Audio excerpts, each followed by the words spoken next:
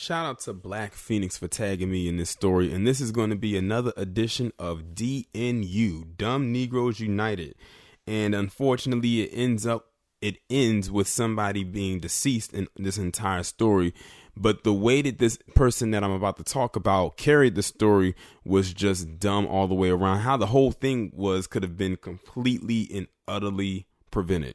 So in this picture, you see someone by the name of Edward Williams Sr. So just on the senior alone, you can tell that he is, or in this case, was a dad. But this guy was just recently charged with manslaughter after the death of his 4-year-old son. Now, this happened in Philadelphia. Now, the story goes is that he told the police that the boy was shot during a home invasion, which turned out to be a lie. But then after hours of questioning, he admitted that he lied about a home invasion and that the boy got a hold of this man's gun and shot himself, which I'm questioning the validity of that story as well.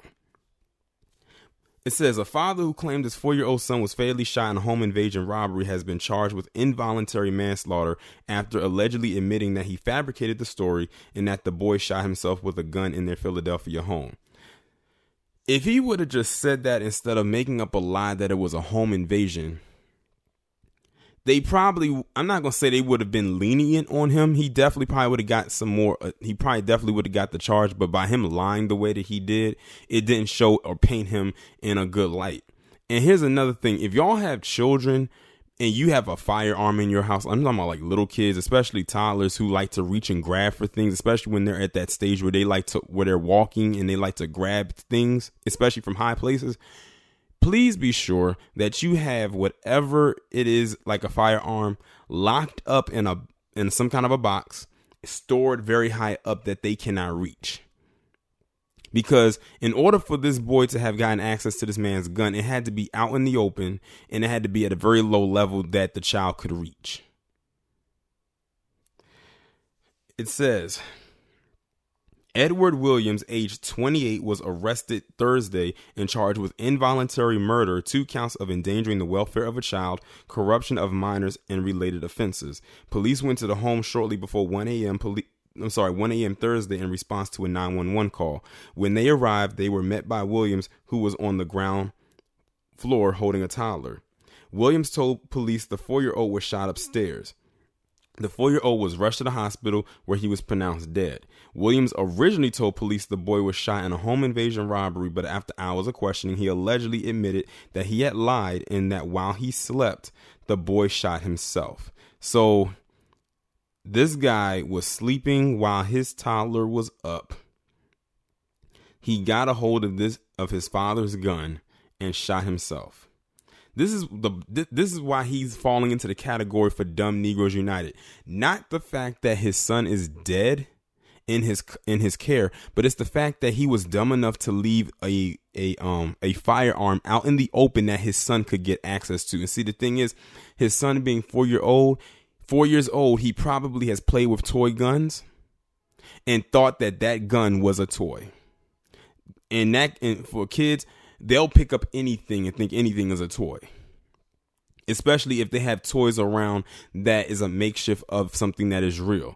The boy did not know that this was a real gun, and he probably was used to, playing with it, everything like that, and probably having maybe a fake gun or something like that and shooting it in his face, and nothing comes out of it. Or if it's a water gun, shooting water into your face. But this time it was a bullet, and bullets do not discriminate. They don't care how old you are. They don't care if you're a man or a woman. They don't care what your social construct and or race is. The bullet does not discriminate. So the reason why he ended up on my Dumb Negroes United series is because he left his gun out for his son to get access to, when he knows good and damn well he should have had that gun locked up in a high place where his son couldn't reach.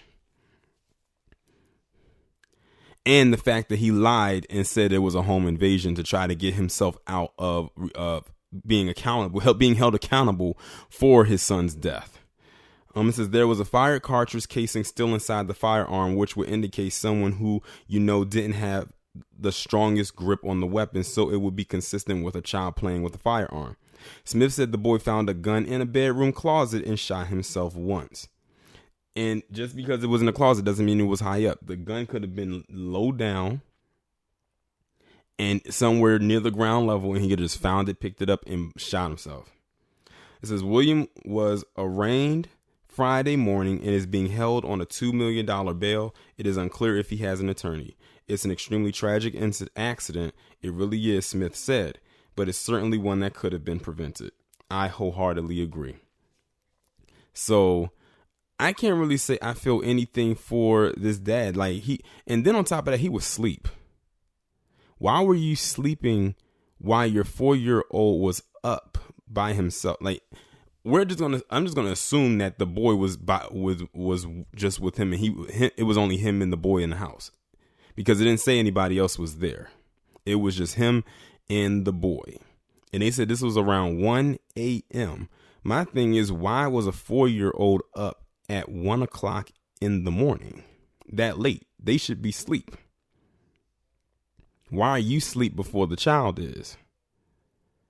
That's why people make sure that their children are asleep before they go to bed.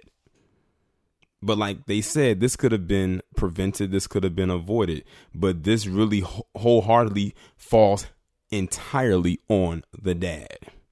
And it also could have been a thing where the son could have seen the dad with the gun, and he probably saw the dad put the gun down somewhere, and boy probably, like I said, goes back to the toy thing. He probably thought that it was a toy and that he was hiding it from him, and he saw it and he went for it and he played with it, pulled the trigger, and shot himself. But like I said, the fact that he lied and said it was a home invasion doesn't look good for him at all. The fact that his boy was able to get access to that gun definitely isn't a good look. The fact that his son is now dead definitely doesn't look good. That's why he got involuntary murder, because he wasn't the one that pulled the trigger to kill his boy, but because he lied and said it was a home invasion. And that's the other thing. Why would you lie and say it was a home invasion? You are potentially putting someone else's life in danger. They could have just imagine if they actually believed that. They could have went out there and looked for somebody else to pin this on. Good thing that the police up there didn't believe it, and they questioned him, and you said something doesn't seem right about this story.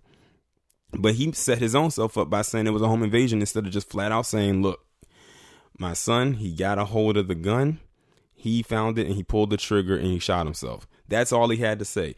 That whole thing about the home invasion, you could have left that part out. But while you doing that and fabricating and embellishing that, it showed you in a bad light, and it did not help your case whatsoever, which is probably why his bail is so high right now, and why he has all these additional charges attached to him, and he's most likely going to have to serve some jail time. I'm probably saying nothing less than 10 years.